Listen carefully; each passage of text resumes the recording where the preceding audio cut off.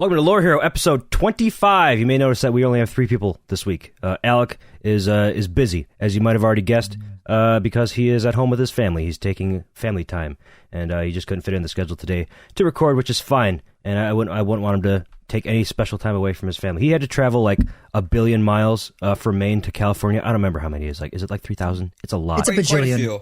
Quite a few. How many miles? Okay, it's opposite. Google Maps. It's opposite ends of the United States. Literally. Yep, it's pretty much opposite the furthest he could travel within the contiguous United States. Okay, we're gonna start in Maine.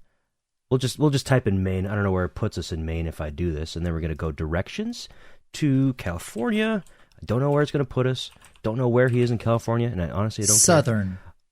care. That's the other thing too. He's going to SoCal, so it's like going to SoCal. corner to corner. Literally corner to corner.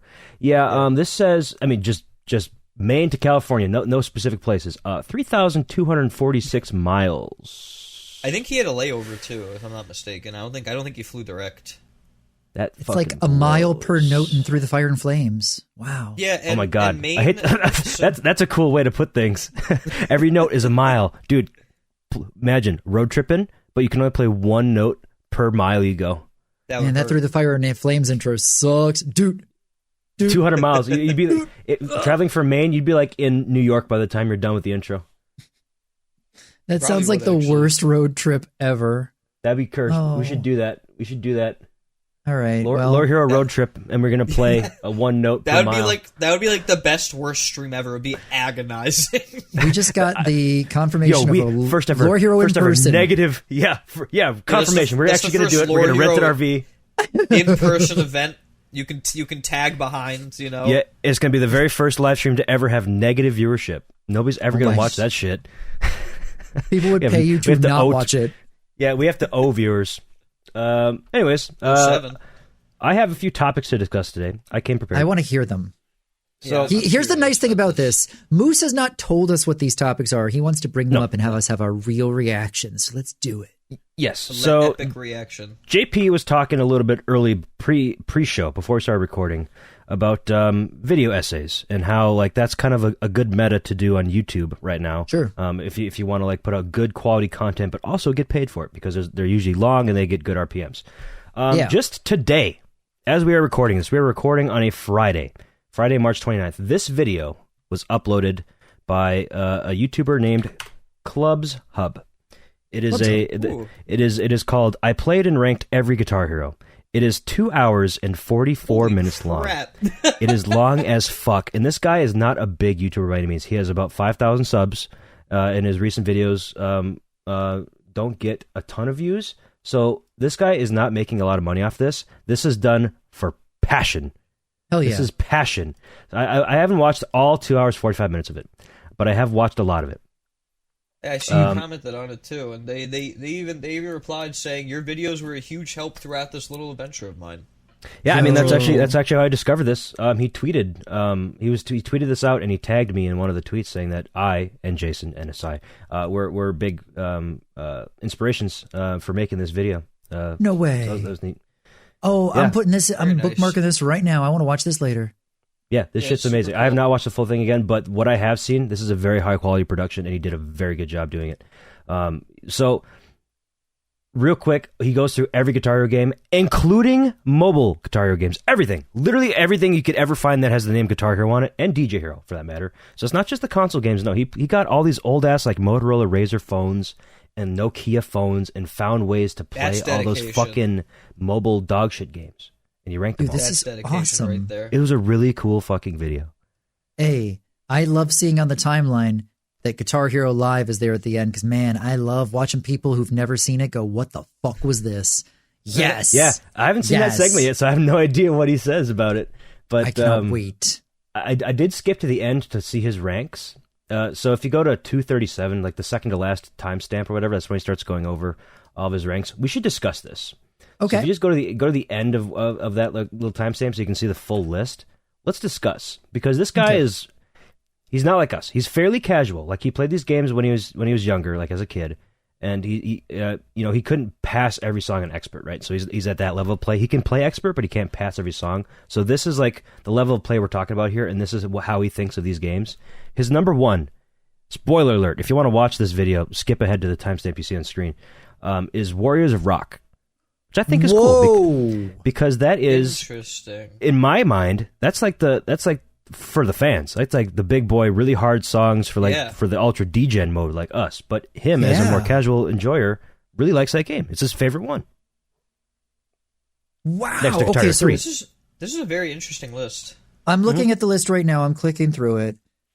And it's fun to see all of the mobile games at the bottom. The bottom row is entirely mobile games. Yeah. That is absolutely right after understood. the DS games. Yeah, which is a different type of mobile game, to be fair. The DS games are their own quality of shit, legitimately. Definitely better than the phones, but not yes. as good as console games. So I think they're ranked accurately. How this guy has them. This is legitimately a decent ranking because it all comes down to personal preference at the end of the day. Mm-hmm. It really does. Mine would not look like this. The most interesting things to me so far that stands out is Guitar Hero Live Dead in the Middle, which is kind of where I'd put it. It's not really a Guitar Hero game. Last in the console games. Yes. Last of the console games. Because it's not really Guitar Hero. It has a name on it, but it's Frankenstein. Yeah. It's just Guitar Hero Frankenstein onto something else. There's something criminal in here. Oh? GH2 at 10th? It's the fact that what's number 9 is ahead of GH2. Oh, yeah. Put Smash Hits ahead of Guitar Hero 2. That's criminal. Insane to me. In fact, GH2 being behind all of those games is criminal, right? I would have put GH2 where Aerosmith is, and then did a little bit of rearranging. I do like one of his big hot takes on this list. One of my favorite hot takes is DJ Hero 1 and 2 being in the top 5. Yeah, he really enjoyed those games. He called them like a hidden gem masterpiece of a game. Which I agree. I don't. I hate those fucking games. Yeah, I've never played DJ Hero 2. You hate the guitar engine. Really? I don't. Okay. I hate the guitar engine, and I also hate the DJ thing. I never liked the DJ turntable. I don't like the songs, for that matter. I don't like the remixes. I don't like anything to do with that game. Hate it. Worst games ever. I didn't play DJ Hero that much, to be fair. So, okay, to me, DJ Hero was ahead of its time. And this is, maybe a hot take from me, and I'm very curious to hear listeners' opinions on this. But DJ Hero and Guitar Hero Live both hit the same spot for me, and it makes sense because they both have the same developer. Right? Games. Guitar Hero Live has so many overlapping features with DJ Hero. The 3 buttons, right? The higher skill ceiling than what people realize from just looking at it at a glance, right? People see the gameplay and they go, "Oh, that looks like that'd be easy," but then it's way harder than what you think by just looking at it, right? Sure. That's only got 3 buttons. How hard could it be? Right? Yeah, it's very much a freestyle games thing. So I think they were ahead of the curve with the mashups, because look how many mashups are popular nowadays, the way that the mashup culture has evolved. You make a good point there. Those were all exclusive. Who the fuck would have ever thought that we'd see Metallica mashed up with Kanye in an official Hero game, but yet DJ Hero did it? That happened. I didn't know Metallica was even in one of those games. What song? With Kanye. Yeah. What song? It was what? Let me get the mashup and drop it here. That's fucked. So really, I think there was like 90-something songs in the first DJ Hero. Well, 90 mashups. So in theory, there's really like 180 songs. Well, I've heard from most of DJ Hero, like I think even Alex said, like DJ Hero 2 is like way better than the first one. The Day That Never Comes? Love Lockdown with The Day That Never Comes. Yeah. Interesting. From DJ Hero 2. Yeah. They had some wild-ass mashups, and these were all original mashups that you could only get from DJ Hero. They weren't from somewhere else, right? One of my favorites to point out is the Poker Face mashup. They mashed up Poker Face with Duran Duran. And this shit's ass, by the way. I hate everything about this Kanye West Metallica thing. I'm never playing DJ Hero 2 in my life. This shit sucks. I hate it so much. It's not for you, buddy. Not for me. Not my game. Hey, maybe not for you. Hits the spot for me. I'm glad it does for you. I love that in the Poker Face Duran Duran mashup, you can very obviously tell the fucker face line. You know, oh, really? like, because that's before anybody realized it was there. So it's not censored. So you've just got this girls, fuck her face. Like, that's just so random. On brand. Yes. It's Girls on Film by Duran Duran is the mashup. That's it. Yeah. Oh my God. Yeah, I just listened to it. Yeah, it's about a minute into that same video. I found it on my own. Jesus Christ. Absolutely. Like, there's some really fun things to point out from DJ Hero. Was scoring for single player the stupidest thing in a hero game? Goddamn right. Because, hey, Why? okay. What was up with the scoring? All right. I have no idea. Anybody? Yeah, you never played DJ Hero, so you wouldn't know this. No clue. Okay. Imagine, while DJing, if you just had to, every 60 notes, spin the platter backwards, because that was a rewind. Rewinds, right? So to get optimal points, every 60 notes you had to spin immediately and replay the part of the song and FC it again. Oh. That's how that worked, huh? That's how that worked. Every 60 notes you got to rewind. So you had to more plan. Than I thought. That's probably because I was missing notes. Every 60 notes you got to rewind, and it was play it again. So not only did you have to be good enough to hit hard sections, you had to be able to be good enough to rewind on command and then do it again. And that's just a cool mechanic, actually. I respect that. I mean, it's brutal. It. Yeah, a hard song. It actually is. You end up doubling the length of it, right? Like essentially, yeah. It's a very unique thing too that only would really work in this kind of game, right? Right. Yeah. Well, so DJ Hero, ahead of its time, but still weird. Yeah. It's also worth mentioning that the modding scene with DJ Hero turntables is like booming right now. I have heard. I haven't looked at any of that. Yeah, That's new to me. I never sought it out, but I've come across it on my Twitter. People are making mech fret turntables. Yeah, somebody that I know, Crafty, made like an integrated board, like to be used with Sandtroller for a DJ Hero turntable. It's really cool. Like it has nuts. It has like the chip from a Pico, the RP2040 integrated and everything. It has like slots for mechanical switches and stuff. USB-C, right? Or like a breakout pins to like wire out USB-C, that kind of stuff. Man, I think that's I don't know. cool. DJ Hero is one of the series that I wish they would have. Like, I think if it would have come out, like 5-6 years later. I don't know if you guys knew I had this. It's a demo kit. I didn't know you had DJ that. Hero. No, That's super it's wired. cool. It's a wired turntable. Wait, what? I didn't even know those existed. I have it on my very top shelf that the camera out can't of frame, see. yeah. Yeah, the camera can't see. I also have a Guitar Hero 2 demo kit up there as well that just fell down. Oh yeah. That's what you can't see on the camera. But yeah. If DJ Hero was made like 5 or 6 years later, I think it would have been a hit. Right? I could agree with that. I think you're right about that. It came out during the boom, and there was too much for people to buy already. And at the time, people were already came out at having the worst time, really. Yeah. Yeah, like how can I hold all this Guitar Hero was really where we were at that point, right? Yeah, we had already had people who were buying plastic drum sets at that point, right? And living rooms were taken over by plastic instruments. And it's like, oh, let me get another couple turntables that I can stuff in my closet too. Yeah, no more. Like I don't want any more of these things. People seeing this game be like, "What the fuck is this?" Like that was probably the reaction back then. Like that was my reaction. It's unfortunate too because it's a cool idea, right? Well, like was Rock Band 3 out at this point? Like the Pro instruments. I mean, there were way too many peripherals. This came out between Guitar Hero 5 and Band Hero. I want to say the first DJ Hero. I'm saying. I want to say it was between those two. What's the DJ Hero release date? Gotta fact check that. DJ Hero. Hey, when's Guitar Villain coming out? They still have that trademarked. Yeah, it was. Okay, oh my god, I didn't realize this. So Guitar Hero 5 came out September 1st, 2009. DJ Hero 1 came out October 27th, 2009. And then the week after the first DJ Hero came Band Hero, November 3rd, 2009. So Band Hero, DJ Hero, within a week of each other. So we had we had 3 different hero games coming out within 2 months. 3 different heroes. Guitar, band, and DJ. These dudes wanted to make Band Hero 2? Like, are you kidding me? Yeah. And like, here's the other thing, too. I forgot this until I just saw this right now. DJ Hero 2 is actually a newer game than the oldest 5-fret Guitar Hero game. This is true. I forgot that DJ Hero 2 came out after Warriors of Rock. Yeah, I didn't October know that. 19th, 2010, it seems. Yeah. And Guitar Hero October. Warriors of Rock came out September 28th, 2010. Wow, so they did it again, though. Like 2 weeks later, a new game comes out. 2 different heroes within a month, yeah. Yeah, that's the oversaturation, man. It is. Like, how are you supposed to, like I mean, just, like, thinking back to, like, you know, being in this, right? Like, I knew DJ Hero existed, and I was like, oh, that's cool. I'm going to play Guitar Hero, though. Yeah. Right? Like, yeah, good for those guys over there. I'm going to stay over here.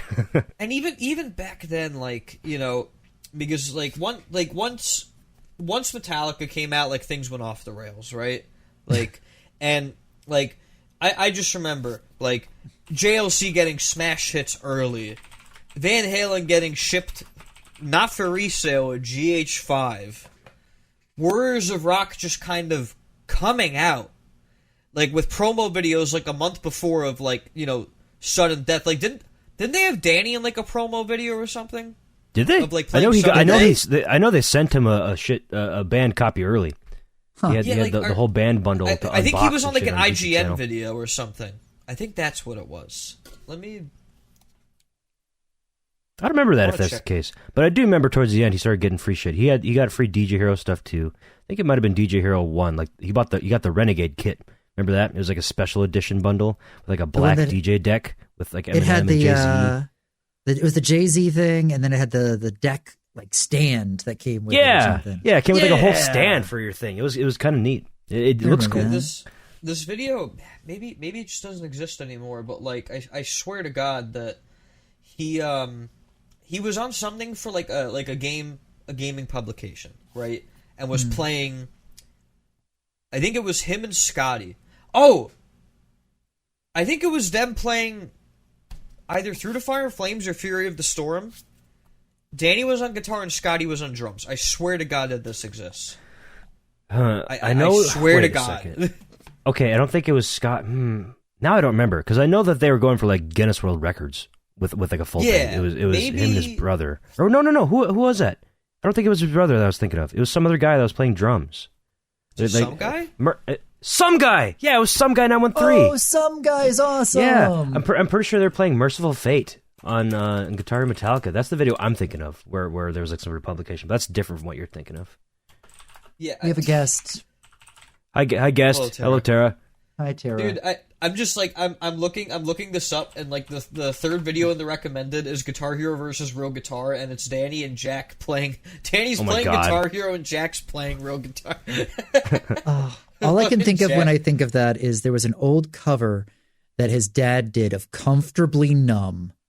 Oh my God. And all I can remember is there was a person in the competitive scene who could not stand Danny's dad and was trolling the hell out of them. Shout out to Smokey Prod. I was going to say the name. I was going to wonder if you were going to say the name. I was going to say it anyways. I remember the videos. Yep. You remember? You remember? I remember those videos. You could. That's just a burst of nostalgia right there. Yeah, those are long lost at this point. Those are gone. Yep. I found the video. There's no way the Comfortably Numb solo is up there. Please. No, not the Comfortably Numb. I found the IGN video. Yeah, okay, it was Through the Fire and Flames. It was. It was him and his brother? So it's Danny and some guy. Okay. It's Danny and some guy. So we worked together with our two memories to create one. We had two separate memories that somehow formed into one and got the correct thing. Yo, this video has 7.5 million views. Holy shit, dude! Wait. You want to know? You want to know what's criminal too? Is there's some guys playing on the fucking World Tour drum set. Yucky. That's all that was. Look at the date, July 2009. That was before the Guitar Hero 5 one even came out. This is like when Smash Hits just came out. This is a month after Smash Hits came out. So Smash Hits released June 16th, 2009. This is July 10th, 2009. So this is the newest game at the time, Smash Hits. Dude, oh my God. Okay, so if you watch Danny's hands, you can see the flat finger technique. Yeah, he had such an interesting way of playing. You would play with like flat fingers. I know. I've never understood that. I actually really liked playing flat finger because, like, really? Okay, so here's the reason. I still especially try on to, Fortnite, and I can't. I can't do it. It feels do better for timing. Really? Not for me. I have to have it bent. Interesting. Oh man! And not only that, but like Danny preferred playing without a faceplate. Like in this video, he doesn't have a faceplate. That's also super weird to me. No faceplate because my thumb would always get caught on the piece where he did. He took them off immediately. He always played without a faceplate. It was the most. They got so much louder without a faceplate too. Hey, that's what we've been telling people about the Riffmaster, right? Like, if people want the clickier strum bar when they get it, take the faceplate off. Yeah, it gets louder because there's holes that are no longer being closed by the faceplate. It can bark. Okay. Let it bark. I'm so glad that I found this video and that I wasn't just insane and like. Yeah, this is cool. Like remembering something that doesn't actually exist. Like I'm like I know this exists. You know how far we've come. This is one that we were. Yeah. Look in the comments. It says Fortnite moment. One of the newest comments is Fortnite moment. No way, brother, you showed man. my newest? Holy shit. Yeah, Bro. Fortnite moment. Fortnite everywhere. What? Why? That's it. Oh, here's a different one from 8 months ago. This video is older than most Fortnite players. Completely unrelated to festival. This is just Wasn't talking even out about yet. Fortnite. Yeah, Oh not my even close. God. But Anyways, now, I wanted to bring some up because we kind of did a good job fact checking this. We made it oopsie last week. oh, what's that? We made it oopsie last week. We were talking about Hot for Teacher 5-lane drums FCs, and none of us could really think of who did it. And I thought of Joel, and then we mistakenly said that he was the first and only one to do it. No, it's been done a couple more times. Chris Body was actually the first one to ever do that. This is the body thing. I remember seeing. yeah. I didn't know shit about this, but thanks Mr. for Body. informing me. Now, it turns out him and Joel did it like very, very similar times, like very, very close together. And I was just recently talking to Joel, so that's why Joel was on my mind. So apologies to Chris Body for the incorrectness.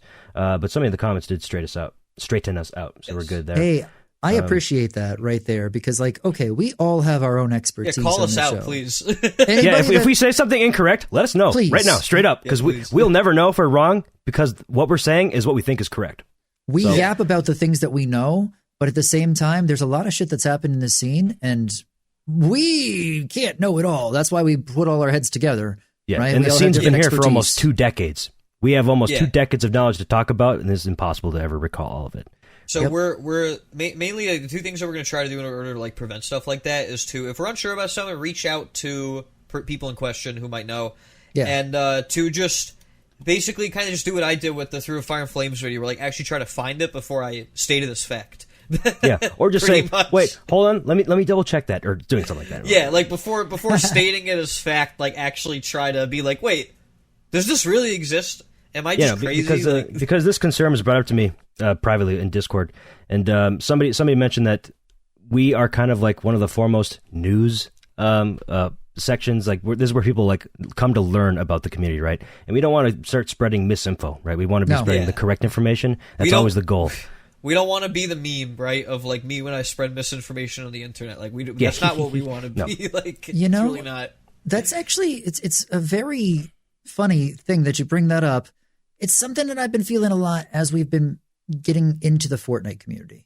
All right, so we come from Guitar Hero and Rock Band, all of us, but Fortnite is kind of absorbing those communities a little bit with Festival, right? Mm-hmm. Like going, hey, no, we want you to be here. Come play our game. And because of that, we're kind of having to adjust to a little bit of Fortnite culture as well. Yep. And something that I've seen over and over with Fortnite content creators is that they will clickbait and not necessarily be forthcoming with information in the most honest of ways. No, I'll say it. They're lying to you for views. Yes. Yeah. They're just being blatantly misleading. Cool.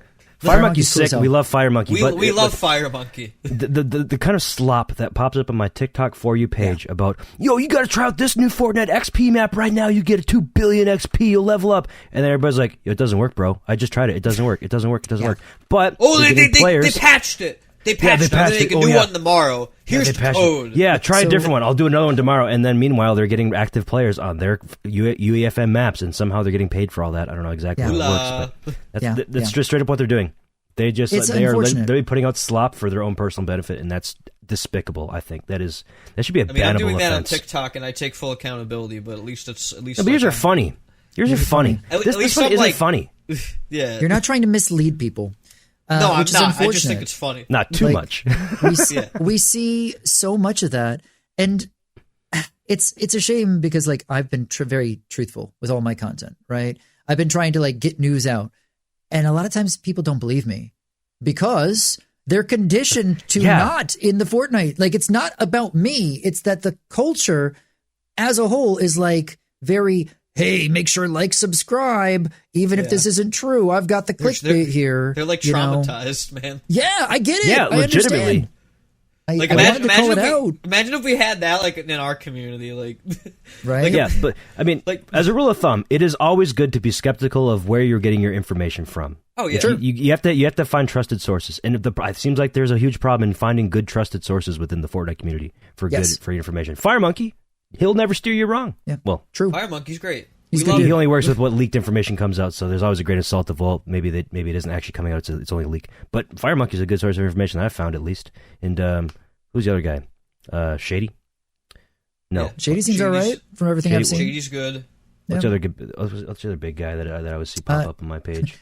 I personally am always a fan of seeing Hypex's tweets on Zitter, Twitter, only because they're the one who always gets the pop culture wrong, and I love that. Like the rat guy from TMNT. That I don't know his name. That whole thing. That was the greatest tweet. Wait, that happened? Yeah, tweeted out the picture of Splinter and was like, "Here's the rat guy. I don't know his name." Or tweeting out the iceberg that's coming with Aang, and they're like, "I don't know if this is a 0 point thing or if it's Avatar related," and it's literally the opening scene from Avatar that's going to be on the map. Oh, that's funny. That's funny. I like that. I love the Fortnite content creators that know shit about pop culture because it leads to beautiful memes. Yeah. Oh, it's lovely. I saw something the other day. I mean, Papa Elon's probably paying pretty well for that unintentional engagement bait, No joke. Speaking of purposely spreading misinformation and talking about Fortnite quote leakers, this Equinox FN Create feller over on Zitter. Yeah, I know Equinox. Yes. Yeah, he put out this banger tweet the other day. Didn't get a whole lot of traction, but I thought it was funny. just a bunch of random ass not songs that are coming to the game. I just immediately saw SpongeBob. Yes, SpongeBob, the best day ever. Family Guy theme. Rick asks, "He's never gonna give you up." Hey, so semi-believable. Equinox, I gotta give them some love. They're legitimately good. They've got some real first place scores on the leaderboard. So yes. Shout out to Equinox because they're a UEFN creator that's gotten into Festival because of what they're putting in the game, right? Looking in the music they enjoy, playing the songs they like, kicking ass on the leaderboard. I love to see new members of the community who are like based in UEFN coming in and slaying. That's awesome. They had first place on the middle vocals yesterday. I don't know if that's still standing. Oh, surely not at this point. I think they got Numb as well recently. They did, yeah. And looking at Well, wait, hold on. Which the middle are we talking about? Talking Jimmy Eat World, or are we talking the new one from last week? The middle 0. No, 2. Wait, no, 1. We had it's 1 funny and 2. Because, oh wait, did they not go 0 and 1, or did they go 1? They went 1 no, 2. it's always 1 and 2. The middle that was Jimmy Eat World was the middle 2. So people are like, wait, the 2? Where's the first middle? And it turns out we got the middle 1 this last week. They put them out in opposite order. Quick question about the middle. Did you guys feel that lead was like under tiered by like 1 bar? The new middle, I didn't play it. Jimmy no, or like the Jimmy Zed? Eat World. I mean, the solo's not like the solo's a little tricky, but it's not like challenging. Nothing crazy, right? I think that the problem is that they're gearing the difficulty towards controller players, so playing it on guitar, it feels different. It does. Yeah, and that's, true. And that's why Carry On My Wayward we're not Son, playing it correctly. Carry On My Wayward Son is like really hard on guitar, in my opinion. Like that organ solo's really hard. I do not understand how I sight read FC'd that. Legitimately, I don't know how you did either. Nuts. Straight up nuts. I still haven't FC'd it. Like I saw, it's a hard ass song. I played it, and then I saw your score, and I was like, "Are you kidding me?" I got lucky. I got lucky because the clip that I put up of me hitting the organ solo was literally my sight read, and then I think I've FC'd it once since. You know what's crazy about that it's too nuts. is that Alec's clip of that he put on Twitter. He has it pinned. It has 792,000 views. It's crazy. Twitter? On Twitter, yeah, that's crazy. 53 man. comments, 742 retweets. I'm not calling it repost, and 7.9 or 9.7k likes. Let's go. That's crazy to me. Like people want harder stuff. They do. They do. Yes, they totally do. Yes. Yeah, that is a common thing I hear as well. Unfortunately, I think that a lot of people who want harder stuff still haven't played the game, and they're waiting for it, and they're going to have a harsh realization if they don't understand strikes by the time they play. Yes, I agree, and I think I'm starting to notice a little bit of a pattern. I'm wondering if we're going to get difficult stuff once a month, right? Yeah. Like I think that's. I think that because if you pay attention to the genre balancing, like this past week, right? Like I think that all of us looked at the song list and were like, "Huh, yeah." But turned out to be pretty good actually. But then you go and play it. But then you go and play, you're just like, wow, wait. I judged a book by its cover. Like this is actually fun, you know. Yeah. Yep. And that's one of the beautiful things about the pad gameplay is that they can just chart shit however they want, right? Like you're not restricted to like, and like I say this is like a charter. restricted to like, but it has to be accurate. You know, like you're yeah, not. accuracy is not always good. No, it's not always fun. And they're physically unable to be accurate in this game due to default bindings, right? So Yeah. it's I think it's a really beautiful thing how limitation breeds innovation, right? Sure. And so with Guitar Hero and Rock Band just having the 5 frets, right? Like that already did it, but now pad mode is breeding like a whole new level of innovation in the sense of like new rules. Like harmonics has been following the same charting rules for a long time, and it's not thrown out the window because when instrument mode comes out, obviously they'll be following those guidelines. But like with pad mode has a completely new set of rules, right? Yes, and you're completely spot on. Yeah, and it's really like it's cool to see that, and like people are like, oh, like I could do a green-red chord, or like I could do like a blue-orange chord, and it's like, well, just because you can do it doesn't. And I was like, I tell people like, I'm telling you right now, they're never going to be allowed to do that. Like they're banned, and that's it. It just won't happen. It just won't happen because the majority of players have the default key bindings. It's not something that'll ever happen. Like if I had to guess like the guidelines like that they have, like the document, probably like big, bold, in red. Do not use the following chords, right? Do not use the following shapes of single notes as well, because like quads, right? Like and no 3-note chords too, because you're only using your two thumbs. Yeah. Normally, so you can't have like the three. Weekend what are you gonna song. do? The Weekend song that is right, and it's like they had the chart of this green, yellow, red, orange, right? Because if to go left, right, left, right, left, right, left, right, and it just makes more sense for and this. It's fun. Game. It's fun. It's fun. Exactly. It is. So they cooked. I think to Rhythm that Authors. you are spot on with the fact that they've had to change rules around, which is exactly. I don't know if this is the same for you guys, but for me, when I'm playing Festival, I prefer playing regardless of what difficulty is. I like playing drums and vocals more than lead and bass, and I have a reason for that. It's because lead and bass make me miss strumming, whereas drums and vocals feel like something new. Because vocals of the for new sure charting. is new.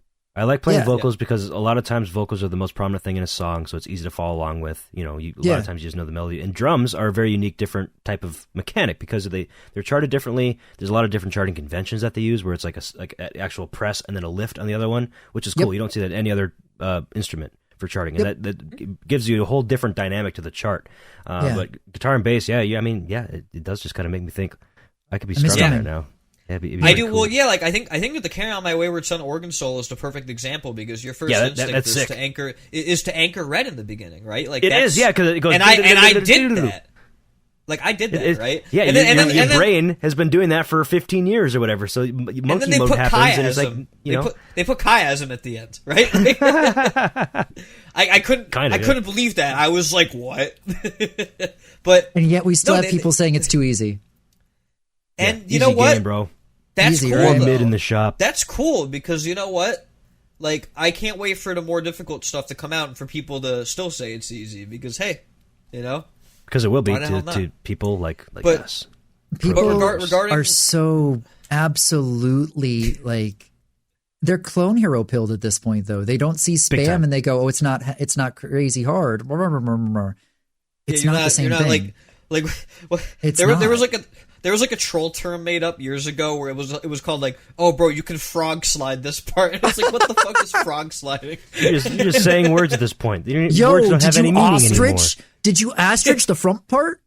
Do you know what I'm talking about? Did you ostrich the front? Oh, you scrungled on that one, bro. Come on. The next time I see Alex say those words to your parents. Next time I see Alex streaming, I'm going to say that to him and see how he reacts. Oh, man, you scrungled that note, bro. You scrungled that one, bro. Scrungled. So, I have a topic change when we're ready. Oh, well, I was gonna say just in regards to like I had mentioned this before we started, right? Difficulty bars, right? Yeah. Like I was kind of making fun of harmonics because I was telling the guys that I had a friend over recently and we were just kind of fucking around on the game. I was having him try out the Riffmaster, but then we started playing like older charts, and so we were playing Constant Motion, which was Rock Band 1 DLC, And you know, and some people watching this might think that I'm insane for saying this, but Constant Motion Solo D is still hard in Clone Hero. And that's because like I'm trying to hit it completely legit. Like I am not double strumming any of the strums. Like I am trying to hit it like I would in Rock Band 2, right? Sure. And because fuck playing it on Rock Band 1 or 3. Like no thank you. Right? Rock like, Band 2 is no the best way to way. play that chart for sure. No way. Yeah. So like it's the irony of that is that at the time when it came out, it was ranked as a 5 on guitar, which was Nightmare because you had Challenging, Nightmare, and Impossible as tiers 4, 5, and 6, right? And you know, at the time, Constant Motion was probably like the hardest solo in any DLC ever for a while. For sure. The closest one, the closest other one, would probably be Blackened by Metallica's the first. Blackened, Blackened's hard. Oh yeah, Blackened's rough. That was also Rock Band 1 DLC, but at least that was Day that one. was a 6. But you know, Harmonix has tended to at that time. And I think Afterlife would be another great example because Afterlife was one of the hardest solos too at the time, right? Mm-hmm. And that was a challenging. That was a 4. Big difference. And the reason why nowadays, I don't think it's that hard. I one-hand FC that shit. Well, you know what? Blackens? It's not because you can also alt tap it really. Oh, Afterlife. You can alt tap it really easily as well. Like you don't like you have to remember when it was new, it was hard. You have to remember that back then, Afterlife people were doing this, right? Like they were playing it like. I love that when you did just that tapping without the reds. guitar. Without the guitar, you've made that look very Napoleon Dynamite. Oh my god, that was great. Oh, that brings back memories. I'm trying to remember the lyrics of the song that they play in that scene. I did that once as a joke in middle school. Like me and two of my friends like learned that entire like choreographed little helping hands heart whatever the hell they called that thing, and we did that like in front of our class once just as a joke.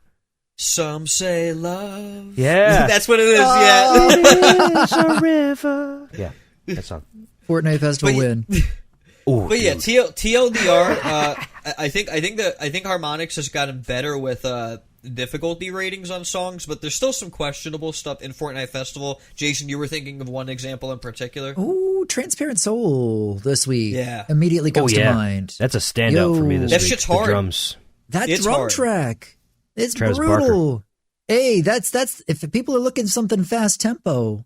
Hey, That's it. okay. It's fast. I just tap it on my guitar. I did too. Even the chords and everything. It's too fast. I would tap it. Yeah, I think Alec tapped it as well. Yeah. So. Yeah, those I haven't played it on pad, but I'm sure it'd be very quick. I'm talking like that's pretty much how fast you'd have to tap on a controller, left, right, right. And Travis Barker loves like high BPM. Like that's one of his favorite things, right? Like Damn It, like dude, Damn It was hard on World Tour. Not even a Travis Barker song. Hard. That's a Scott Raynor song. Is it really? That was before Travis was in the band. Guys, I'm a fucking liar. Fake fan. He's a fake fan. More misinformation from Lore Hero. Hey, no, Guitar Hero spread that misinformation kind of because on Guitar Hero World Tour, when Travis Barker was a cameo, that was the song he played. Damn it. It's not even his drum song. Guys, he's drumming to somebody fucking else's liar. drum chart. Like, that's the Scott Raynor chart. Real damn it moment. For real. But that is a very fast song. We got to Test your sue stamina. Activision. I agree. Hey, but Willow slaps. Yeah, just like yes. like her dad. Just like her. Oh, let's go. Oh, and that's a great segue in the Moose's segue. Yeah, so we were talking about threatening legal action on Guitar Hero. This is a Reddit post from 2 years ago. That was about the Guitar Hero 1 secret songs that Andi Buch, the creator of Trippolette from Guitar Hero 1, responded to within the past couple weeks. Like, they sought out this Reddit post and wrote up a very large reply, giving you the entire story about Trippolette. Andy joined Milo Hacks recently. I've actually met Andy in person. Yeah. Huh? Yeah. So Andy, Andy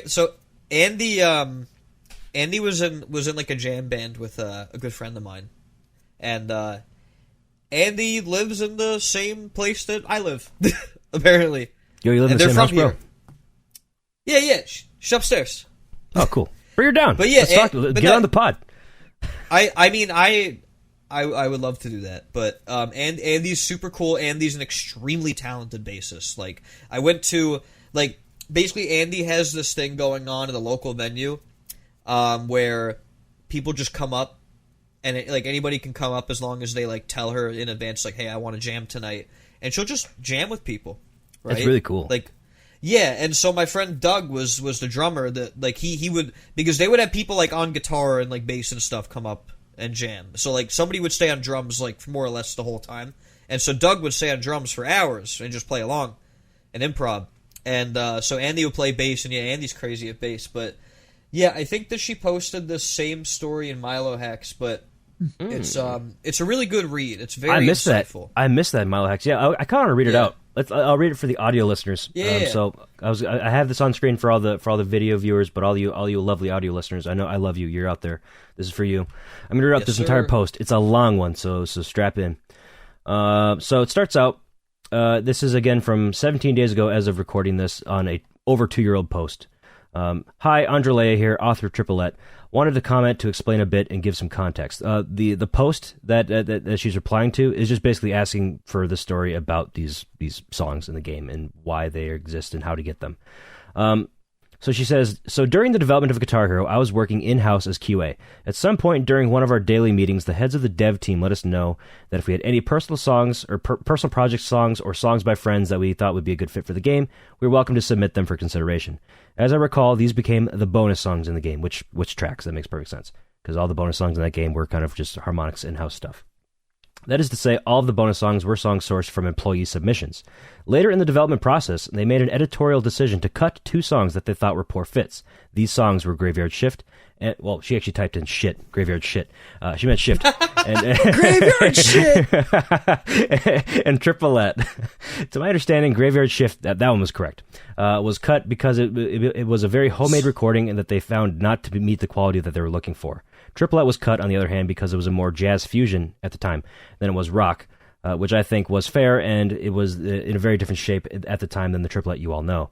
And then she gives you a link to the original audio recording that was submitted for the game, which I believe is still different. This is still prior to the one that we got in the prototype build that we got. Really? Because the one in the prototype build still has that guitar solo. This one doesn't. This one basically goes up to where that guitar solo is, but then it skips to what we would consider the outro, like the last verse or chorus or whatever. So the guitar piece isn't in there in this recording that she linked. But it says, here's a link to the original audio I submitted for the game. The lead isn't a guitar. It alternates between organ and horns. The texture was a lot lighter, and most notably, the main guitar solo hadn't been added yet. When they decided to cut it, I was a bit heartbroken. So I decided to take it upon myself to revamp it and petition it for reconsideration. I wrote the second solo, I re-recorded it with guitar leads, I engineered a heavier metal texture, and during my break hours in the office, I took a stab at retracking the song, authoring the new fingering patterns while I was on lunch. So this is entirely just a passion project, just trying to get in the game before the release date. Huh. After going through all this, a few weeks later, I asked for a meeting with the dev leads and showed them my work. They were kind of annoyed. They told me they wished I hadn't invested my spare time into this, as they already made the decision to cut it and weren't open to reconsidering it. I was again heartbroken, but I moved on. I decided to let it go. So it wasn't until the game was released and shipped that I, or anyone, noticed that they hadn't emptied the trash, so to speak. That is, the chart and audio for the songs they decided to remove were still on the disc. They'd been removed from the song list, metadata included, but the data was still there. When I noticed that, I took a crack at engineering a codebreaker/Game Shark cheat code that, when enabled, would inject Trippolette metadata into the song list of the currently running game, and succeeded in doing so. The annoying part, I asked Harmonix for permission to release it before I did so. I didn't want to burn any bridges, and they gave it to me, but regardless, it became almost impossible to get rehired in the future there. I still had friends amongst management, but whenever my name would come up for future projects, the conversation was something like, wasn't that the kid who hacked their song into the game? Yeah, let's consider someone else. I managed to get on the team for some of Guitar Hero 2/Rocks the 80s, but it was always an uphill battle against the stigma that they decided I deserved. And she puts the little what, yeah, the little emoji type guy that was super popular in 2009 or whatever. I don't know, lol. That's what it was. I don't know, lol. Anyhow, it's been decades since then, so it is what it is. I reauthored and released the song for RBN, made some money off that. It's all good. Smiley face. But yes, to circle back, I'm not sure who wrote/recorded Graveyard Shift, but it was almost certainly an employee of Harmonix or a close friend of one. Interesting that not even she knows. It's so interesting. Shift. Yeah, that was a very cool post. I wanted to share it. She got snubbed. She got snubbed. I mean, Harmonix back then sounded pretty uptight. I'm going to be honest. Yeah. Like they to get hired there, you had to have a music degree, right? I mean, these are all these are all people that are passionate about music and probably passionate about their own music. I'm pretty sure she went to Berkeley like the rest of them did. Probably. It wouldn't surprise me at all. especially considering how good she is, according to you and your friends. I mean, apparently she's actually a very talented individual. But yeah, it was a very cool little post, I thought. It was especially cool because it's so recent on a really old post. Wow. That's a really freaking crazy story, because like I knew that there was the Game Shark. I knew Trippolette from the game, like, but I didn't know how that was found or done. I had no clue on the backstory on that. That's why it was Andi Buch herself that did it and asked Harmonix for permission to publish that, which they apparently they said sure, whatever, but they didn't exactly like it. But that's cool. That's really the only part that I didn't really know about that whole thing. I knew most of that. Not the personal stuff, like I was working on my free time during lunch breaks and stuff like that. But and you know what? I don't get why they got mad if she was still doing her work.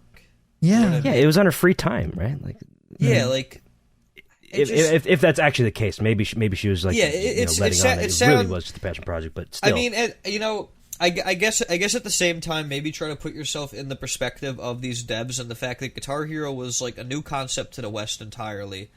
And a lot of money was being invested in making this game, and it was a make-or-break situation of whether this was going to succeed,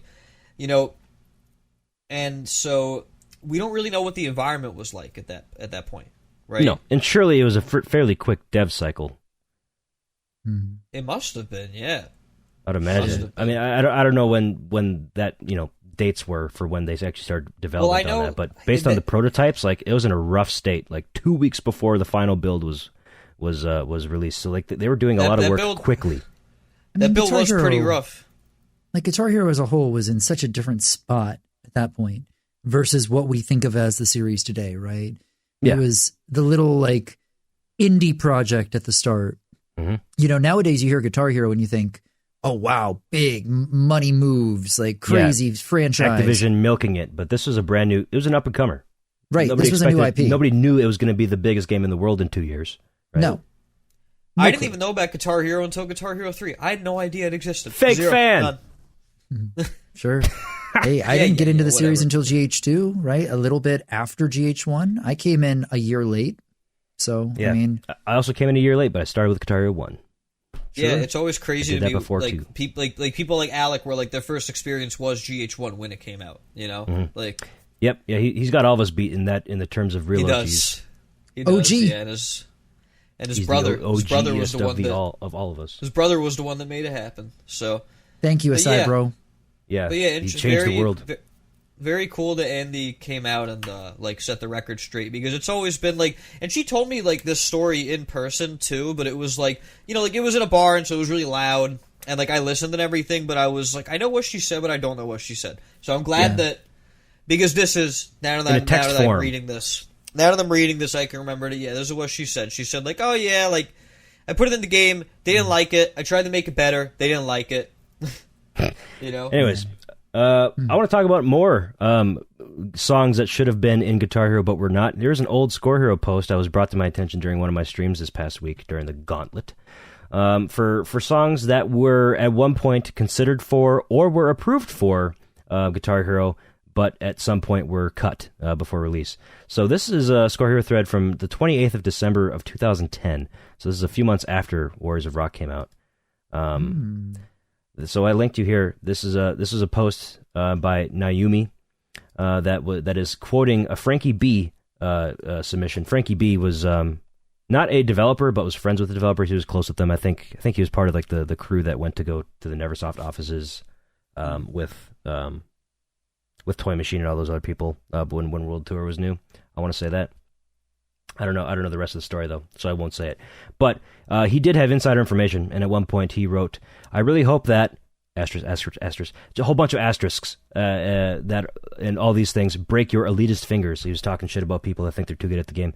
And then people started speculating what those songs might be with all those asterisks. So this thread was people talking about what songs those might be, and later on in the post we do get a confirmation of what they are. He was writing, where is it? Black Widow, Sudden Death, Fear of the Storm, Chemical Warfare, and Nemesis were the ones that were actually blanked up by those asterisks. But that's not the cool part.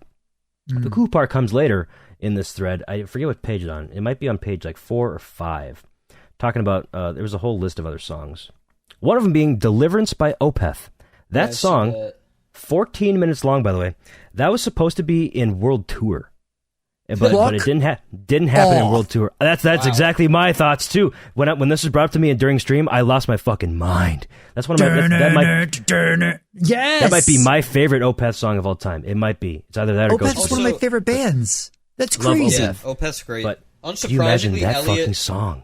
Elliot is in this thread. Unsurprisingly, yep, always is everywhere. Elliot is everywhere. But yeah, Deliverance by Opeth was supposed to. Oh, here it is. On page, what is it? Page 5 for you guys. It's by a user named Memesis or Mimesis. I don't know how you say it. Okay. But they were part of Neversoft according to their footer. Neversoft designer for 2008-2010. They say it was actually, hold on. The post above that, there was another song that had 5 letters for the band name and 11 letters for the song name. That was one of the asterisk things that we were talking about. And I have to reiterate what I said before, and the gamer said above me. They came out saying during the World Tour days that Deliverance by Opeth was supposed to be on there, but some problem had come up. Which, seeing as that song fits the letter blanks perfectly, that's an absurdly long metal song with leg-numbing double bass that I figured they were trying to get into World Tour or Warriors of Rock again. So that it missed the mark on World Tour, but maybe they thought Warriors of Rock. It would fit perfectly in Warriors of Rock. Oh yeah. Last year, after all the unlocks, that'd be amazing. So this Memesis guy says he's confirming it was Deliverance by Opeth. Because of disk space issues, it came down to cutting 3 or 4 songs or cutting Opeth. Long story short, Opeth pulled the short straw. As for all the other songs that were cut, requested, mulled over. As for all the other songs that were cut, requested, mulled over, etc., I don't know if it's a good idea to say. I would fear that everyone that would think the set list for Warriors of Rock, which is pretty damn epic, is shitty in comparison to what it could have been. Regardless, so yeah, it came down to either cutting a couple songs or putting on Opeth. And personally, I think you probably could have cut like 3 or 4 songs from the set list and put Opeth on there, made it better. Personally, I mean, the guitar would have been redundant. The guitar in that song is pretty that's very like. But the drums. But the drums would have been such a challenge. But the drums. Wow. And the outro that goes on for 4 minutes where the guitar's. And then it's the same riff for 4 minutes. Yeah. I mean, it's great to zone out to, but man, it would suck to play. Oh yeah, totally. Probably, yeah. But I thought that was kind of interesting. There was a whole bunch of other songs that were in here too that were. I got to find that where that is. I think it's later on. I mean, Warriors of Rock was self-described labor of love game. So. Mm-hmm. And they definitely had a very clear idea of what type of music they wanted in the game too. Oh yeah, they wanted to go out with a bang. Yeah, they had a theme that worked. Here it is. Okay, it's on page 7 of this post, about halfway down. Same guy, Memesis, the Neversoft dev. He says, I was scrolling and I lost it again. Hello? Here it is. Here's a small sampling of music for Warriors of Rock that we either requested and got no response/refusal for, or that we requested, were approved, but were subsequently cut for various reasons, such as lost or damaged masters, poor live versions, or simply cut in favor of something else. Iced Cacophony? Earth, Travel in Stygian. That's one of them. Hocus Pocus? Hocus Pocus, yes. Yo, the live performance would have gone so hard. Holy crap. That's actually one I've heard of before. This Hocus Pocus one I've heard of before. Magic Man by Heart. Speed Metal Symphony by Cacophony, which is an old school like Guitar Hero 2 custom, I remember. Yes. That's probably why they wanted to add it. Big Brown Beaver, exactly, just like Primus sucks. Black Widow. Yeah, Primus sucks. Can you imagine getting Wino's Big Brown Beaver in Guitar Hero? You really want Wino's Big Brown Beaver? Yes, I do. And and then Damage Incorporated by Metallica, Run Pig Run by Queens of the Stone Age, and The Prince by Diamond Head were some of them that this person was able to remember. So, interesting song picks there. The biggest one to me there is Hocus Pocus Focus. That's the biggest one to me is Speed Metal Symphony. Like, it's kind of criminal if that didn't make it. I'm not going to lie. For those who don't know who Cacophony is, it was a dual effort by Jason Becker and Marty Friedman. Marty Friedman played on guitar for Rust in Peace by Megadeth and other albums. Jason Becker is a guitarist who had his ability taken from him too soon. He was diagnosed with ALS at a young age. He has not been able to play guitar for a very long time. Damn, I didn't know that. But if you want to listen to stuff by him, look up Perpetual Burn. That album is amazing. Insane album. Two very talented guitarists, right? Very talented. And in all fairness, like this Cacophony album, the Speed Metal Symphony is from, like, it's dirty, it's sloppy, right? Like, but it would have fit the theme of Warriors of Rock really well. Yes. really, really well. Yeah, that would have fit in nicely, like right next to Black Widow. That was a very popular Guitar Hero 2 custom song, and Oh yeah. I don't think Speed Metal Symphony was a super popular one. The popular one that I know of from Cacophony was Concerto. That song was all over the place. Speed Metal Symphony is almost 10 minutes long. It is 9.5 minutes long. Hey, so I was getting really excited about Focus Hocus Pocus, but there's some confirmation in this thread too. It wouldn't have been the live version that I was hoping for. Okay. So there's a reason. For anybody who doesn't know the song, the studio version is in Rocksmith. It was actually released. It was released there when I still worked on the game. And it's a much different version than what you normally see passed around as the live version. The studio version's like 6+ minutes. But they were put on a show in the 70s to play it, and they were only given 4, and they said, fuck it, we're playing the whole song, so they just sped it up to like 150% and played it live. Holy crap. Right? So if you've never seen it, like, it's worth getting that live clip and watching it, because it's just 4 dudes blitzed out of their mind playing crazy speed jazz on TV and people going out of their minds for it. Like, yes, incredible. Is it this live one from 73? I assume? Yes. And it's the guy doing the operatic crazy vocals and pulling the flute out of his ass and playing the flute mid song. Yeah, you need that in your life. Jesus Christ. It's an absolute ode to cocaine in the best way possible. I've never seen this video. Comment. This is out of this world. Okay, no, it's legitimately, it's an all-timer performance, and that's I think one of the very first custom videos I ever put up on like Phase Shift was this song. Damn. Like, dude. It's a pop culture moment, This is insane. right? And that's why I'm saying the live version would have been incredible to see. But again, from what they're saying here, there's no stems. So I'm assuming that's why. Like, the studio version's good. Dude. When a vocalist starts twitching 40 times before the song even starts, you just know you're in for a banger. Oh, yeah. Oh, yeah, big time. That dude's coked out of his mind. Hey, it's a crazy song from like just the meme side of it, but it's legitimately a technical masterpiece too, because they're slaying it. Chops for days. Chops for days. Mutton chops too. These vocals are so good. Yeah. Yeah, for those who are unfamiliar, this is the yodel song you may have heard if you played any sports games growing up or watched a sporting event. It's pretty popular, like NHL games. This is probably a reference that way too many people are too young for, but if anybody watched The Price is Right and there was that game with the hiker going up the mountain, that's what it reminds me of, the yodeling. Wow, I just dated myself. I am old as fuck. I'm turning to dust. I'm going to evaporate now. Bye, Jason. Bye, Jason. See you, Jason. Okay, thanks for watching, guys. Okay. No, now that he's gone, JP, you should leave too, so I can monologue about my little thing that I wanted to talk about too. Thanks. He actually left. He turned his camera off. You bitch. Now I'm gonna have to edit that. It's gonna be annoying. Wait, where did where did he go? Jason's actually gone. I think he actually slinked away. Bro probably crawled away to grab water or something like. Jason. Bro's gone. Okay. What, he actually did. He actually did. He's walking back into frame. That guy. What's that? Oh, hello. Hey, wait, what happened? No, what's the game where it's just like, what's the game where he's like, Jason? Jason! Rain! Heavy rain! Press X to Jason! Jason! Anyways, and if you guys have any other topics you want to get out of the way first, let me know, because this is going to be what I ended on, because we're going to lose viewers when I start talking about this shit. Okay, well, I got one real quick, which is fuck UMG. Just want to throw that out there. Yeah, UMG. Eat my ass. UMG. You music guys can go fuck off. All right. Everything. I saw a news article that I did not get to throw around to all my buddies here earlier, that UMG just secured a deal with Spotify to help artists promote their music more on Spotify, because fuck TikTok apparently. So this is my middle finger back to the UMG suits, who are continually making it harder for us to share the content that we want to make. Fuck y'all. All right, there we go. That's it. Yeah, TikTok's in a weird place right now because, they are starting to crack down, right? And it's hard. Rules are rules, right? But it's kind of hard when you got away with it for a while, and all of a sudden they're like, "I changed my mind." And you're like, "No, wait, please give it back." I just want to share. I just want to share the music. I want to share footage of video games. Fuck, without man. without having to pitch shift it or speed it up to 105% and do all that shit. Well, now TikTok's striking people, right? Like I know people who've been striked, and it's starting to feel like the older days of YouTube now. Yeah. Yeah. Time is a flat circle. All good it's things happening must again. come to an end. Yeah. You know, it really is that type of feel.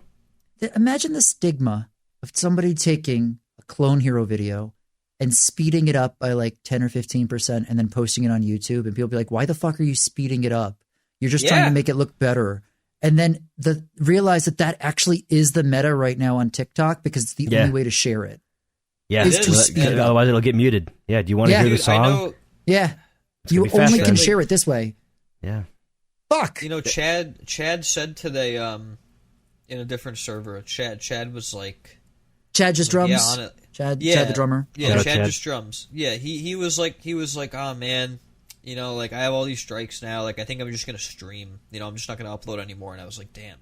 Like, that sucks. You know, that sucks a lot. Because... Like, I mean, Jason's been streaming for a long time. Jake just started streaming.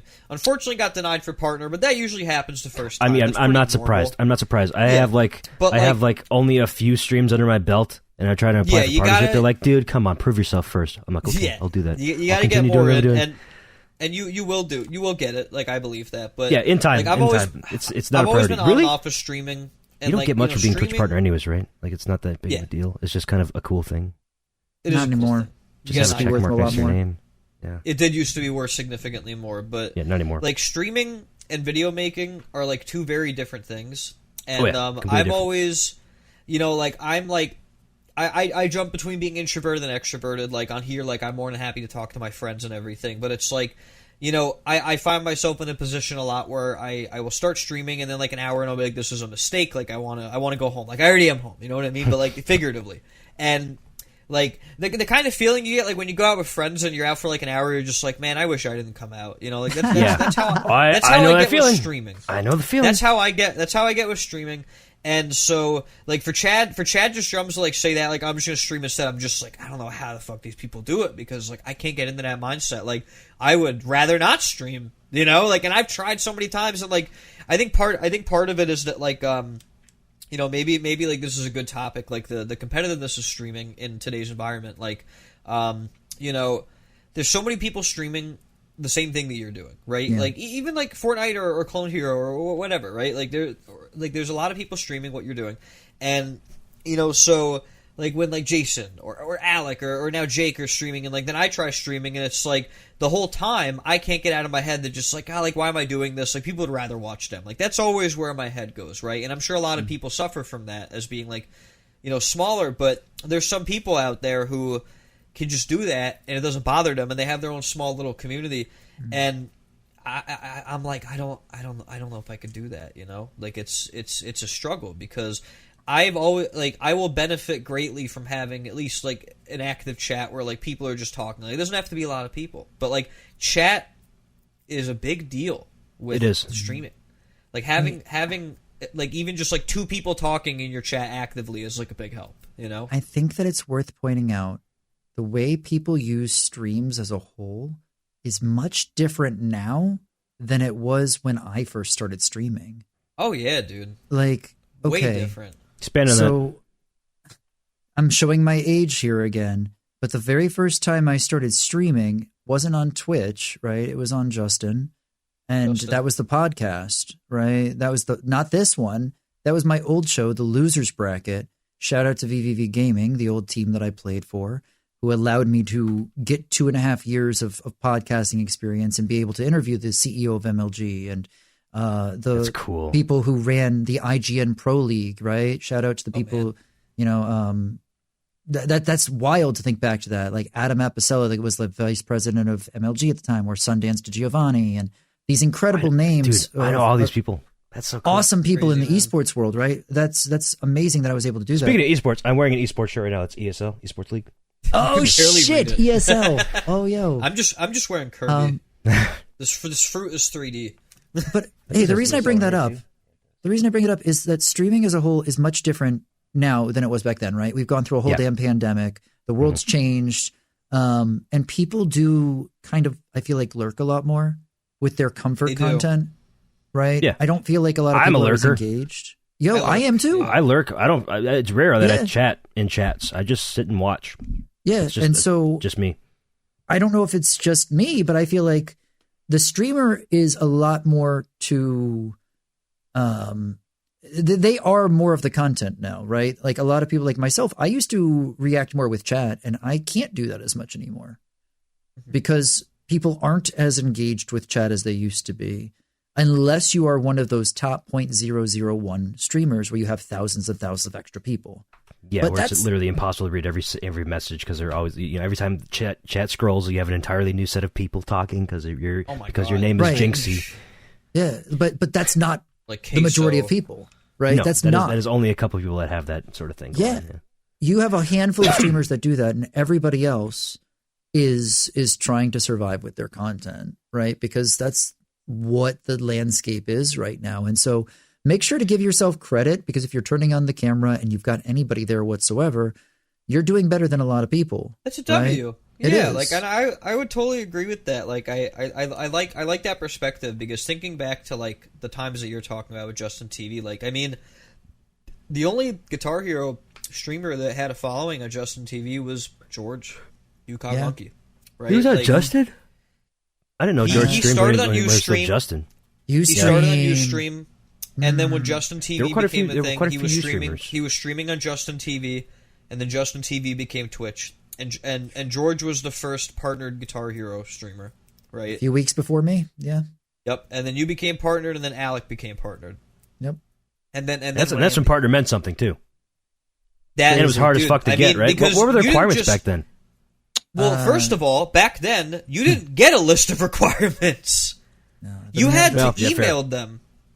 There was, at the time that I got partnered, you were supposed to have, I want to say it was close to 150 concurrent, but right before that it was supposed to be 500 unless you were in a niche. And the reason that I got in at the time was because I was in a niche, right? Like, when UCOG and I got partnered, people weren't partnered for Guitar Hero.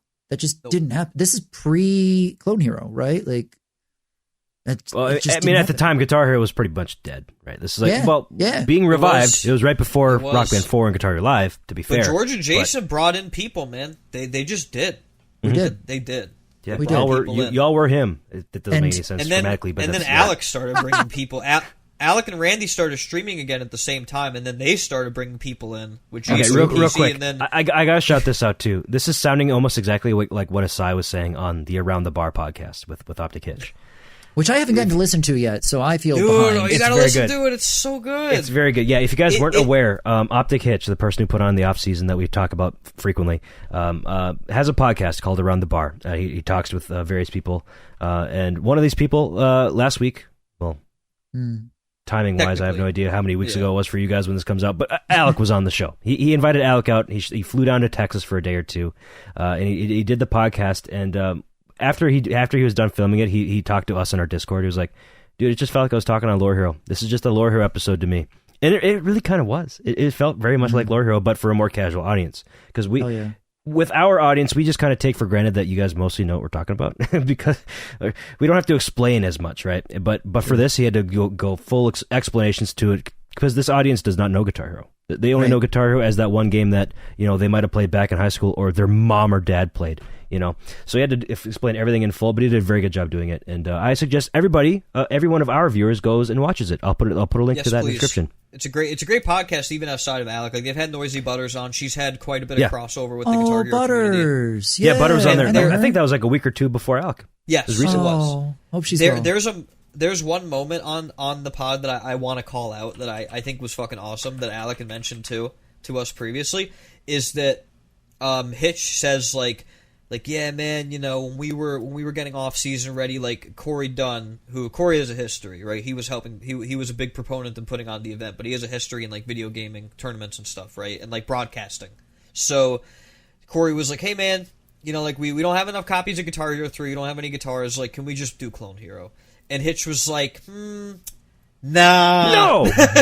No way. Real Guitar Hero only. Bro was like, I'll buy everything myself, right? Like, I'll buy the copies, I'll buy the guitars, and then he ended up getting them through me, right? Like, he got some stock guitars. However, like an hour in the tournament, the stock guitars, people were complaining about them, so they just got rid of them. They were like, oh, it's overstrumming. Oh, it's activating star power without me trying to. The frets You're are getting dropping. dog shit like, guitars, obviously. This is what happens when you give people two 360 Les Pauls. This is what they do. That's how they behave. It's unfortunate. It's very common, especially nowadays. Old. They're old. They're old guitars. And to be fair, they did that when they were new too. Yep, very common But problems. That model specifically, but yeah, like and just hearing the outsider perspective of then Hitch also, like Alec explaining Guitar Hero Live to him, and how like, oh, they tried to give us a revival, it didn't really work out, and then he shows him pictures. He's like, oh, dude, I saw so many of those. I saw tried to buy these. I was looking for Guitar season. Hero controllers, and I was like, "What the fuck is that?"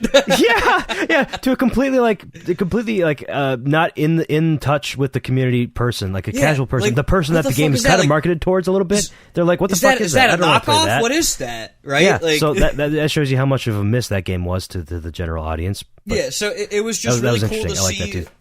It was really cool to see the reaction of somebody who's not embedded in this world at all, and is being told these things and being like blown away at every corner, being like, "What?" Like, yeah, it was actually really cool to watch. That's great. It was refreshing to see somebody who has no idea, like zero idea, right? And I'm so for that excited to listen to this. Wow. I think you're really throw it on the background. I think you're really going to enjoy it. I was watching in the background and stuff. I had it on my TV when I was like cooking dinner. Yeah, I had it on my iPad while I was working over there. Yeah, it was great. You know, it was great. Yeah, but yeah, like go watch that. You know, I don't want to spoil everything, but there's a lot of great moments, and like Alec just gets to do his thing. The more intoxicated he gets, the more excited he gets, which was my favorite part. Where he's like getting more animated. They drink on this podcast. Yeah, and that's why it's called Around the Bar. And he's like, bro, like he's. Yeah, and Hitch did a really good job of like doing the interview or whatever, because he just let Alec go.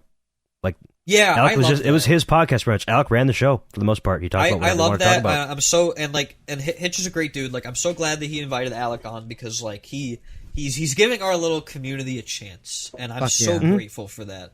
Like that's the important part of this, is that like nobody's really given us a chance, right? Like the CSC has put on their tournaments. There's one going on right now, actually.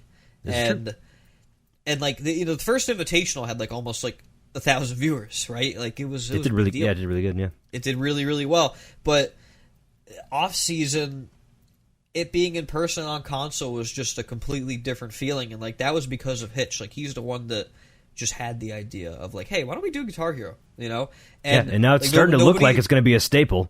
It's seeming to look that way. I hope so. I'm pretty sure they mentioned in that podcast that they're looking into it again. You just nailed something else that I've been feeling for a while, with the Guitar Hero thing, with you just saying, "Hey, you know, they're giving us a chance." That's kind of why I think I'm so into Fortnite Festival, right? Like they're giving us a chance. Yeah, we've been saying for years, right? Like Clone Hero came along and it gave us a chance to keep the community alive. These other rhythm games that we've been seeing, they're giving us the chance to keep getting new people invested. That's what Fortnite Festival is bringing to the table that nothing else has been able to in the last decade, which is it's giving us the chance to introduce the entire scene, what we love, to new people. And I think that's why I get so frustrated when people shit on it without either giving constructive criticism or actually trying, right? Like so many people have like turned their head away from it without like, oh, but it's not Guitar Hero, it's not Rock Band. Why didn't they just make it have Rock strumming? Band? Yeah, right. Yeah, even though that's coming yet, even though that's coming, but nobody seems to know about that yet. Still, and you best believe we're going to be popping off. So it's gonna be a game changer. I've said it from day one, because that's the when people go, oh wait, should I actually pay attention to this? Rock Band 5, right? Yeah, for real, like Rock pretty Band much 5 in every way but name. Like, spiritually, it's a spiritual. Spiritual when successor. People don't Fortnite Festival is a spiritual successor to the Rock Band franchise. That is what it is, and if you don't like it, too fucking bad. Too bad. Like, it is what it is. Too bad. Yep. This is what we get. Checkmate, you know, like liberal. If you don't want to finish your dinner, checkmate, atheist. Like checkmate, liberal. Yeah. So yeah, I think I'll wrap up my little passion dump here by saying, if you're here listening to this right now, if you have been supporting us if you've given Fortnite a chance, if you help keep this scene alive right now, thank you. Because literally, we're doing this for you guys because we love it. We don't make money off this show. We do it because we have passion for it. Maybe in the future, maybe if we're lucky, that'd be cool. But that's not why right now, right? We're doing it because we love it. We want to see the scene grow. And we want to share the passion we've accumulated over the last couple of years. And zeros on the end, whatever the fuck. So that we can hopefully make the scene keep getting better in the future too. So if you're here right now, if you're enjoying, if you're giving the chance to the community itself too, thank you. Done. Yeah, thank you. And thank you to everybody who's been giving us feedback in the comments too. Because we take all your feedback with great care, right? And a lot of people have just said, hey, thanks. This show, I love this show. I'm not a podcast person. I listen to podcasts, but I listen to your guys' podcast because this is something that I love. It's near and dear to my heart. Cool. It's helped me through a tough time. Like, it brings you back to the good old days. You know, it makes me happy. And that makes me feel happy too. Because we're able to help you do that. It gets me through a tough time is probably like the most surreal thing that I can be told because like it fucks me up because too, like I'm just a guy. I'm just talking. Right, but I have Amen. I'm sure that we all have experience where like something else helped us through a tough time, right? Yes. Whether music or a game or a podcast or just like somebody who makes videos, and so being told that, having experienced that yourself, it's like it's cool to be that guy now. It's be on the other end of it. It is. So thank you all, and the comments are great. Like I made an oopsie and I said that only the PS2 Fat had USB ports. I don't know what I was thinking. I was just like, oh, the PS2 Slim doesn't have USB ports. There's no way. I was wrong. I don't know why I misremembered that, so I apologize. JP, it actually doesn't have the port they use the iToy with. Okay, the PS2 Slims didn't have the iToy port, and some PS2 Fat models didn't have the iToy port either. There was an iToy port? Yeah, there's a specific port for that little fucking PS2 webcam. I think it was called an iToy, right? PS2 iToy? It is called the iToy, but I didn't know that. There's a specific port for that on the PS2. I thought that was the Apple vibrator, but never mind. The fuck are you talking about? Hello? iToy? Huh? No? Oh, never. Oh, I get you now. Thank you. Okay. Bruh. It took me Bruh. Wow. All right, listen. Comments are great. If you guys ever have any suggestions on anything that you'd like to see us talk about, anybody that you'd like to see us bring on the show, we're supposed to have a guest very soon after you see this, so get hyped for that. And we're going to try to have more guests on soon. There's been a lot of requests for people to come on, and we want to try to maintain, I guess, a balance between guest and no guest, right? And so there's a lot of people in the community and former dev and stuff like that we could bring on. Like, there's definitely... Well, we'll say this. We're in talks with one former dev of Guitar Hero right now to get them on the podcast. We're in talks. We're just trying to figure out a good date. That's confirmed. We'll tell you that right now. And I think people already know about that. If that does happen, it's a nice way to celebrate the podcast reaching a half a year, which is coming up next week. Half a year already? Huh? What the hell? What the hell are you talking about? It's been that long already? I'm sorry. Did I just spring that on you? Sorry. That's how numbers work, don't they? Insane. 26 is indeed half of 52, which is how many weeks there are. Fuck! I didn't think of that. Holy shit! Wow. Did we just start this last week? I think so. What the hell? I have one correction to make. I have a quick correction.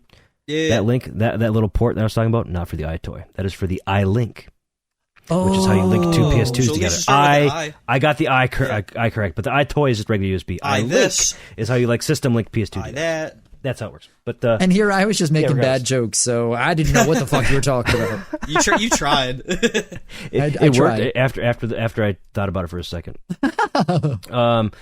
So I have one more topic I want to talk about. If you are interested in Counter-Strike and at all, just leave. Just get off the podcast. Buy Lore Hero episode 25 out. But there is currently at the time you're watching this, it's already going to be over and you're going to know who won. But as we're recording this today, Friday, there is a tournament going on for Counter-Strike right now. The very first tournament for Counter-Strike 2, which is just CSGO, but a huge update. They called it Counter-Strike 2, kind of like an Overwatch 2 type beat. Same thing. So first tournament for this Counter-Strike 2 game is happening right now. It's called the PGL Copenhagen Major 2024. PGL is the company that's putting this on. We are now in the playoffs of it. Today was the the quarterfinals match. So there were 2 sets of matches today. There were 4 matches. between 2 days. So this was the second day of matches in the quarters. So there was two teams going against each other. G2 versus Mouse. G2 is sponsored by a CS:GO gambling website called CS:GO Roll. They have a sponsorship with them. This is just part of Counter-Strike lore. I mean, everybody knows about Counter-Strike skins and how expensive they are and the gambling that was with it.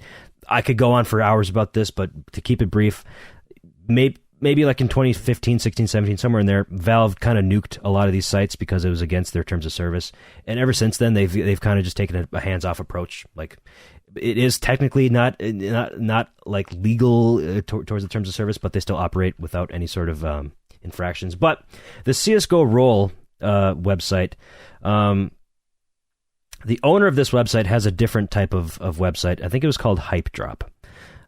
Yeah, it was called Hype Drop. This is something else. I think you can get real life items with this, but it's still gambling in a sense. It's like online gambling in a way, and they are shutting down that site. They announced that they're shutting down that site like within a month. And there's a banner on the website that says, if you have any funds, withdraw them now. We'll be shutting down effective this date.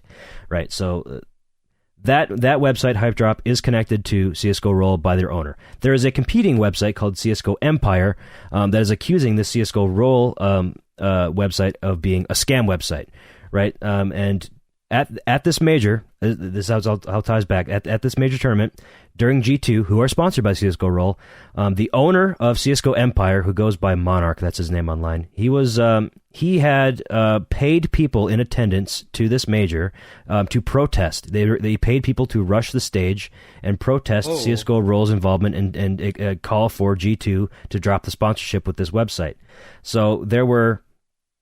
This guy's a fucking moron, by the way. This Monarch fella, he streams on Kick, right? I have a link for you guys. You can see what this guy's Kick stream looks like. Somebody recorded like 17 minutes leading up to this event because he announced that this shit was going to happen, kind of. So if you skip around in this video, this is just him watching the major and waiting for it to happen because he knows these people are going to go on stage. He's been teasing it all day. And look at his background. If you skip through this video, do you notice something odd going on in the background of his webcam? Maybe there's like, I don't know, 7 or 8 Asian women just lazily dancing in the background. What's up with that? What the fuck is this guy doing? He paid those people to just be there wearing CS:GO Empire merch and just lazily dancing in the background. Later on, he refers to them as his slaves. But beyond that, what? So, we're moving past it. He called, hey, you got to get the slaves moving more. He was joking, but that's yikes. It's a cool guy is all I need to know about this fella. So he paid these people to go rush the stage. They did exactly that. They rushed the stage. They made a big ass thing. They delayed the game. It was at halftime of the second game versus G2 versus Mouse. G2 was already up 1-0 in this best of 3. So, and they were winning this, and they did end up winning this after the match continued. But they had to take like probably a 30 to 45 minute break to, one, do a security check to make sure there's no more people are going to be rushing the stage. They had to kick these people out, and everybody that was on the stage had to go backstage and like hunker down to make sure there's no other security threats, which is a real concern because these people that rushed the stage, there was one guy that was like full sprint. Who the fuck knows? Maybe he had a bomb strapped to his chest. Who the fuck knows? Yeah, seriously. But somehow he could have got through security. That's like actually legitimately dangerous in an arena full of people. I have no idea how many people are in attendance, but there's tens of thousands. Anyways, the event security was tipped off that this was going to happen, like, I don't know, 15 minutes prior. So they already had like increased security, but they still got up on stage somehow, and they actually broke the trophy. The trophy for whoever wins this major is like sitting front center on the stage, so that, you know, everybody can look at it and see, oh, that's what they're working for. They didn't do it on purpose, but when they were tackled, like in that whole scuffle, they hit the stand that the trophy was on. It fell over and it broke. So that was really shitty. And where was I going with this? Yeah, it was just a whole weird-ass event. It was really big, and I watched it unfold like an hour or two before we started recording this, so it's like fresh in my mind. And check this guy out. There's a guy who goes by Sticky Hands, who has been a big hater of this whole CS:GO Roll thing because he claims that CS:GO Roll scammed his house, is what he's saying. He is calling for them to give his house back. I have no idea what the fuck this guy's on. I think he's probably definitely mentally challenged in one way or another. He might have schizophrenia. I don't fucking know. But he definitely has some sort of problems, and he believes that CS:GO Roll owes him a house because, from my understanding, is he gambled on their website, lost, sold his house to pay off his debts or to get more money to gamble with, and now feels like he was scammed and is owed compensation for being scammed.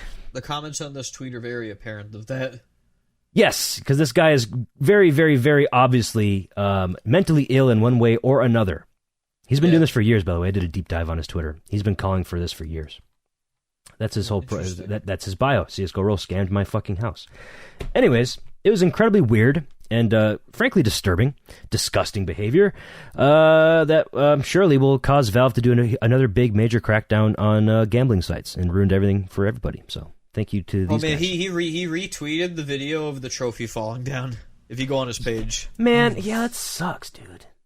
Yeah, there were so many people. There's so many people in attendance, so that there's so many different angles of this happening. People just pulled up their phones and were recording it, so you can see everything happen from a shit ton of different angles. But yeah, it was just a bad time. But this sucks to see. It does. It does. But at the same time, it gives me hope that maybe, just maybe, if we ever see a competitive scene for festival in the future, that we can do it right. Because, like, all right, surely this shit won't happen. No gambling. You guys weren't there. Please. I wish Alec was here so that I could share this with him. But just to give you guys like a slight like glimpse into what it looks like back in the esports days for Guitar Hero, right? Here's a snippet. There were 10 of us that got to go to the GHWT Center in New York City for the World Tour Finals, right? So this is before GH5 came out. And this was at the New York Comic Con, the finals for the Nationals that year. And I swear to God, every single match we had the entire crowd hyped up around us. Anybody could just walk up and enjoy. Every competitor knew each other, and we all enjoyed hanging out with each other. Mm-hmm. And part of the fun for the event was just getting able to compete with each other in person because we knew each other from online, but we never got to really hang out. So all getting to come from all around the country, hang out, play, and just whoever won was whatever. We were happy for them, right? Like, what a difference. It's a whole completely different vibe. I mean, that could also just be said from large to small competitive community. Like Counter-Strike, arguably the largest esport in the world right now.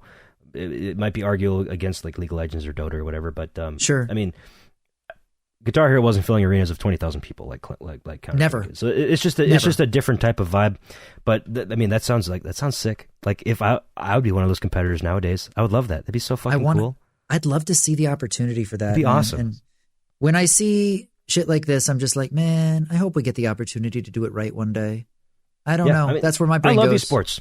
I love esports. I want to see the scene grow, and I would love that if Guitar Hero or Festival or any sort of thing like this in the future is part of it, because it's my favorite game and I love it. And I want to see the best for it. The hardest part is music licensing for broadcast, I think. Yes, because this is, I mentioned MLG earlier in the show. But there was a time in GH5 era where GH5 was featured at that MLG events. But it was not major competition. It was a side booth. And they gave basically just small prizes to the top scorer of the day. And so I just used it to farm gift cards because no one else knew. Right? That's awesome. Like, hell yeah, dude. That's so awesome.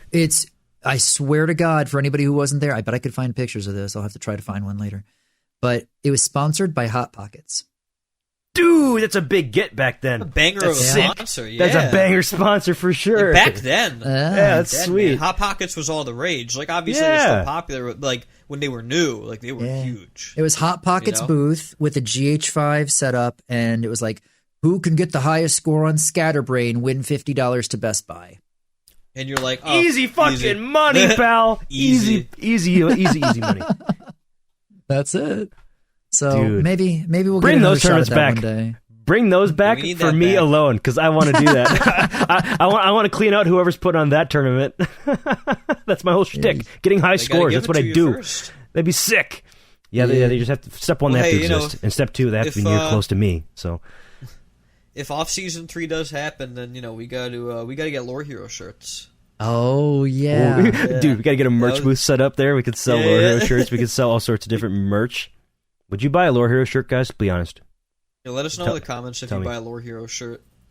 Do you want to give us free money on Patreon? Tell us. Be honest. What would you pay for on Patreon? Be honest. Oh no. Would you pay $50 to hang out with us? Be honest. Like serious question though, unironically, is that people have suggested we make a Patreon. We don't know what to offer people though. So if you have any ideas on what bonus content that we could potentially offer that people might enjoy, just let us know. Yeah, if you have any ideas, otherwise we could just think about ripping off any other successful podcast. Yeah, because we're clueless, honestly. Like we're completely clueless in this regard. We're just I've never had a Patreon before. I don't know how this works. I tried starting a Patreon. It didn't go very well. Dude, people told me to start a Patreon for like the guitar modding stuff, and I was like, I have nothing to offer you people. To do what? Are you just going to give me money? Yeah. I mean, use my PayPal link. Like, I mean, it's appreciated, but I'm the type of person where like I don't like just being given money unless I have something to give in return. That's just how I am. I understand. Yeah, I get it. Yeah. Shit, dude. Okay, real quick, I want to talk about that because during my Guitar Hero Gauntlet, which was an overwhelming success, by the way, crazy success. Thanks everybody who watched. Congrats on that. Congrats. Yeah, thank you. A few real life friends of mine were aware that I was streaming now, and one of my real life friends ended up giving me like 65 gifted subs. And I'm like, dude, you did not have to do that. Like that was incredibly. Thank you. I was grateful for that, but you did not have to do that. And he's like, no, I just want to support the stream. It was fun, but in return. I play Counter-Strike with him. I sent him a whole bunch of cases to open on Counter-Strike. Nice. Well, expensive old OG cases I've had sitting around in a storage unit for investment purposes. But I had to pay it back. I felt bad. I felt really bad. I had to give him some back because like he didn't get anything out of that. He was just gifting subs like to gift me money in a sense and gift subs to the community. But like I know the guy IRL. I grew up with him. I've known him my whole life. And I'm like, dude. Now you put me in a weird spot. You gave me something. I got to give you something back in return, right? Check your mailbox. I'll ship you something. I don't know. What do you want? Want to go get lunch? I don't care. He lives across the country, so I can't really do that. But regardless, that's cool though. Yeah, like I don't like just taking without being able to give something. So we want to be able to give you guys stuff. Like if it means like making like a short like after show or like whatever, right? Like yeah, shit. I mean, that's the meta. That's the meta for podcasts right now is to have like a premium show for your Patreon subscribers. $5, $10 a month or whatever. You get access to the premium show. We could do that. I mean, if you want. I mean, how much does the Yard make per month, man? Only like $250,000, maybe even more than that. I don't know. The Yard is like the biggest podcast on the planet. It is. That's crazy. And they are the biggest podcast on Patreon that actually shows how much money they make. Every other podcast, there are bigger podcasts in the Yard, but they don't show you how much money they make. And I appreciate the honesty and the upfrontness. Well, that's a good thing that Ludwig and his $218K crew are very good at. $218K a month. Oh man, Ludwig and his crew are very good at transparency. It's something that I can really appreciate. Like Ludwig has never been genuinely inspirational. To talk about finances, Like he's like, who the hell cares, man? Like I don't care if you know how much money I make, Like. So good on him and all Nick, like Slime, Aiden, all the guys on the Yard. Like I really like that might be one of my favorite podcasts right at this moment. I watch every episode. I'm a fake fan though. I've never purchased their Patreon, so I've never seen their 150 or whatever bonus shows. Whatever. But, hey, someday I'll buy that. I'll buy that one month for $5, and I'll just sit down and watch every single bonus episode in like. I mean, Lud, if you see this, Lud, if you see this, don't be too hard on him. He's trying his best. Hey, Lud, if you see this, I'll fly out to LA. I'll come on the Yard. No, not that way. Hey, there we go. Anyways, this is Lore Hero episode 25. Next week, thank you, Jason, is going to be our 6 months anniversary. That's fucking wild. I can't believe it. Crazy. Hope to see you all there next week. Thank you. See you. Bye. Bye-bye. Bye. Alec will be back next week.